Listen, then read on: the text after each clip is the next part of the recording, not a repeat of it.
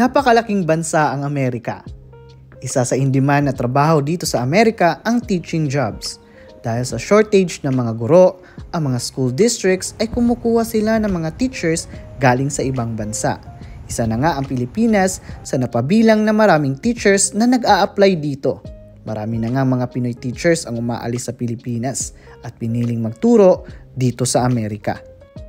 Pero bakit pinili ng ibang mga guro na umalis ng bansa kung stable naman yung trabaho nila at iwanan ang mga pamilya nila sa Pilipinas para mag-ibang bansa? At gaano nga ba kahirap ang maging Pinoy teacher dito sa Amerika? Alamin natin kung gaano kaganda ang sistema ng edukasyon dito sa Amerika. At ano ang pinagkaiba ng sistema ng pagtuturo dito sa Amerika at sa Pilipinas. Isa na nga ang Orlando, Florida kung saan maraming Pinoy teachers ang nagtuturo dito. Napakagandang city at napakagandang tirhan ang lugar nito. Bukod sa nandito ang mga theme parks, maganda pa ang lugar at mababait ang mga tao. Kaya samahan niyo ako at kumustahin natin ang mga Pinoy teachers na nandito sa Orlando, Florida. Kaya just stay tuned and watch this video.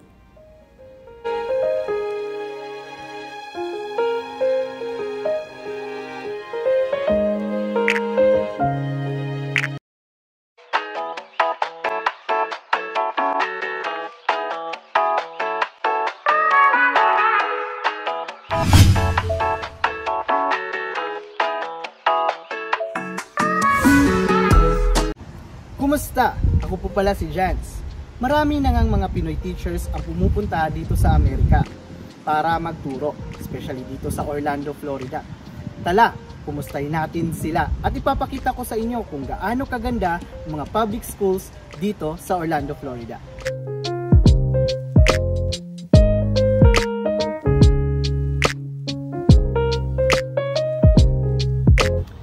At nandito nga tayo ngayon sa downtown at papunta tayo sa Orange County School District. So papunta tayo sa district guys at papakita ko sa inyo kung gaano kaganda yung district dito sa Orlando, Florida or sa Orange County. So yung district guys is parang ano siya, division sa Pilipinas. At dito nag-a-apply yung mga teachers galing sa Pilipinas or papunta dito or nandito na siya sa Florida, pupunta ka lang dito sa district at mag-a-apply. So dito nagpa-process yung mga teachers para sa kanilang visa. So ito yung employer nila ng mga teachers. Kaya after dito ma-hire, so after ka ma-hire dito sa district kung saan may bakanting schools, doon ka ilalagay. Yan, parang Pilipinas lang din. So yung head ng school district is yung superintendent. Parang Pilipinas lang din. So yun. At papakita ko sa inyo kung gaano kaganda. Kaya samahan niyo ako. Let's go. At nandito nga tayo guys sa building ng Orange County School District. Ayan. So maraming Filipino ang teachers dito guys. And yung pangalan ng ano is Ronald Blocker Educational Leadership Center.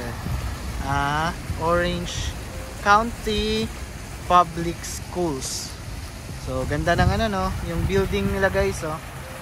Yan, napaganda.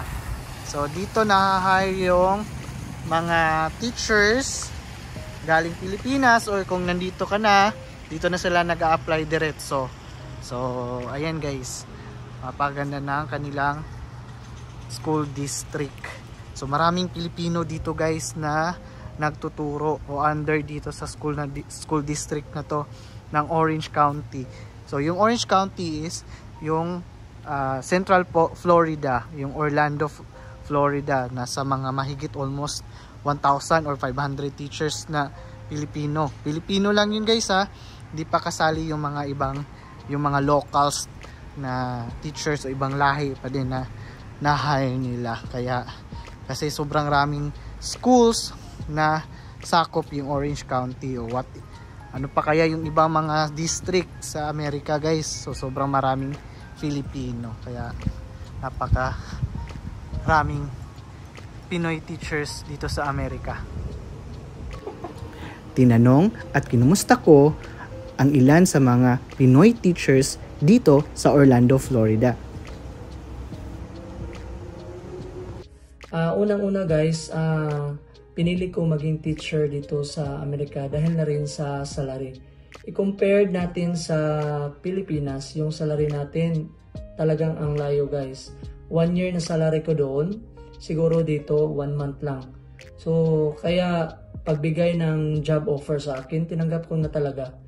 At pangalawa, dahil na rin sa friend ko, meron akong friends dito na sa US na, sila yung nagbigay inspirasyon sa akin. Kaya pinurso ko yung dream ko na pumunta dito.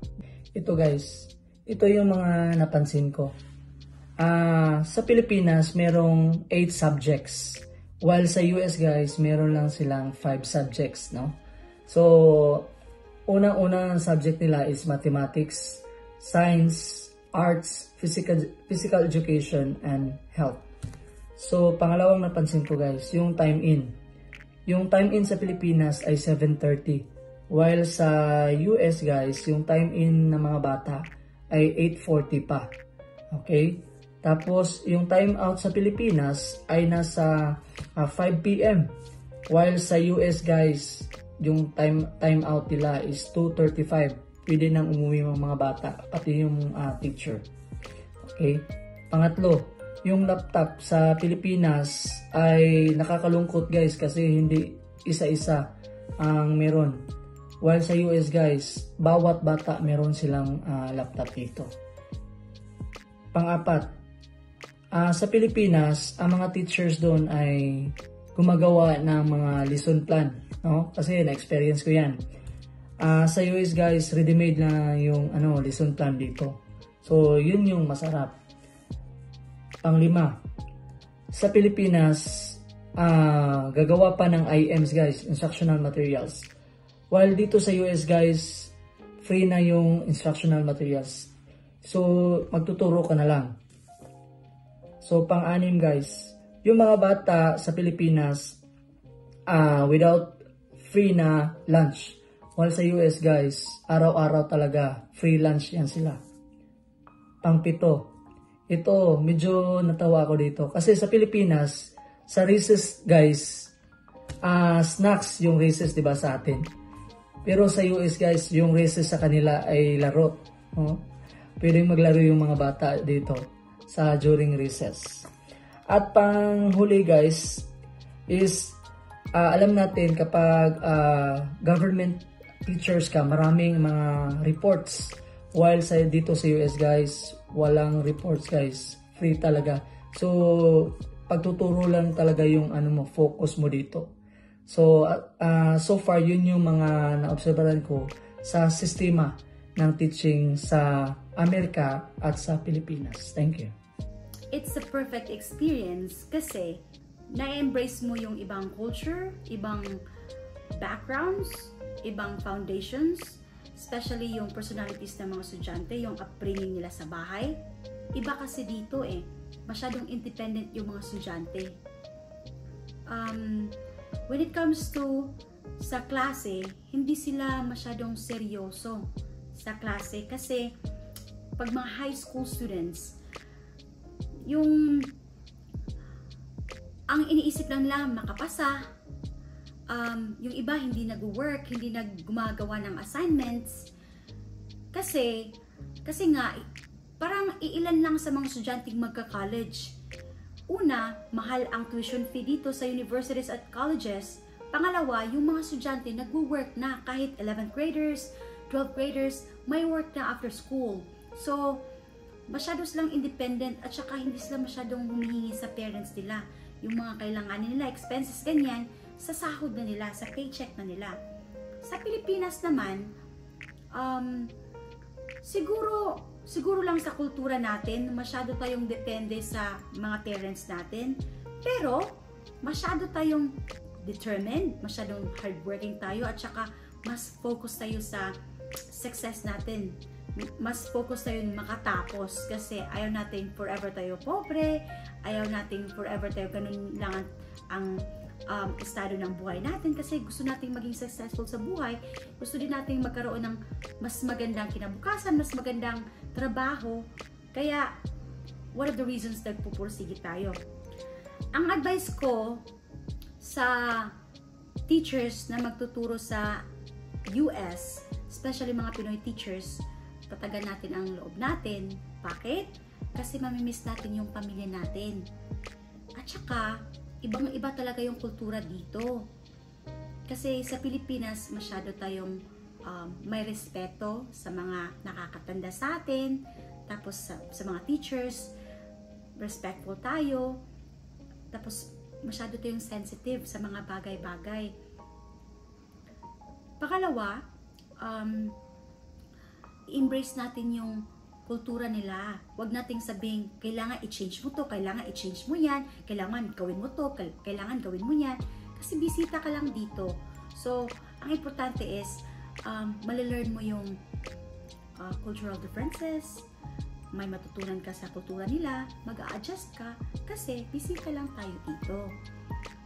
Pangatlo naman is, kailangan kang maging consistent when it comes to classroom routines, classroom rules, para naman alam ng estudyante kung anong expectations mo, anong gusto mo sa klase mo, at saka organize siya, alam ng bata kung anong gawin at anong dapat gawin. Dapat consistent ka, dapat strict ka, dapat nag-set ka ng tone, first day pa lang, conducive yung learning environment, safe siya, at saka nagpa-follow yung estudyante kasi alam nilang consistent ka, at saka nakaka-learn yung estudyante from you at saka sa mga peers nila at saka mga classmates nila. Pang-apat, communication. Kailangan mo ng communication sa estudyante at saka sa parents. Kailangan mo mag-build ng good relationship sa estudyante para makuha mo yung trust nila. At saka sa parents, kailangan mo gawin yan para magtutulungan-tulungan kayo para ano ang nakakabuti para sa mga bata. At of course, magandang communication sa colleagues mo at saka mga kasamahan mong teachers sa eskwelahan, sa school, para kung may kailangan ka, agad-agad tutulungan ka at saka marami kang matutunan sa kanila kasi alam mo naman yung mga teachers dito, mga experienced at saka mga 25 years, 30 years nang natuturo, marami kang matutunang strategies from them, especially ma-apply mo sa classroom management mo. Pasyalan natin ang mga public schools dito sa Orlando, Florida. Kaya let's go! So, yan guys, nandito nga tayo sa isang elementary school dito sa Orlando, Florida. Ito yung Conway Elementary School. Napakaganda ng campus nila guys. At syempre, may Pilipino din na teacher dito. Right? So, yung elementary guys is maraming schools yan dito sa Orange County. Kaya hindi masyadong marami yung population nila. Yung students naman nila is pili lang, alright? Depende na din yan sa kung saan nakalagay yung schools. So ngayon guys, nandito tayo sa middle school. So after ng elementary, mag-move up sila sa middle school. So after middle school, mag-move up sila, mag-graduate sila, papunta sila sa high school. So dito tulad sa Pilipinas na elementary to high school, alright? So dito elementary, tapos middle school, then high school, alright? So ito yung campus ng or school ng middle school. So napakaganda guys. Yan, 'di ba? Napakaganda sa ating background ngayon. Ito yung Conway Middle School, alright? So after nilang mag-graduate dito, saka sila mag-high school, alright? So sa high school naman, minsan isahan yung freshman at senior, pero may iba din na separate yung campus nila. May campus sa freshman at may campus sa senior, pero high school pa rin yun, isang principal lang. So dito sa middle school, may separate or may iba yung principal kaysa sa elementary. Alright, so ayan, maganda yung middle school guys, at ito yung middle school ang pinakamakulit sa lahat. So ayan, meron yata din Pinoy dito sa pagkakaalam ko. Dito nga tayo sa isa sa mga school campus sa Orange County, kung saan malaking campus to siya. Tapos nasa 3,000 students yung population nila at nasa around 300 teachers. Alright, at merong Filipino teacher din dito. So sobrang ganda ng campus, parang private school sa Pilipinas. Tara, puntahan natin. Ipapakita ko sa inyo kung gaano kaganda yung high school campus nila guys.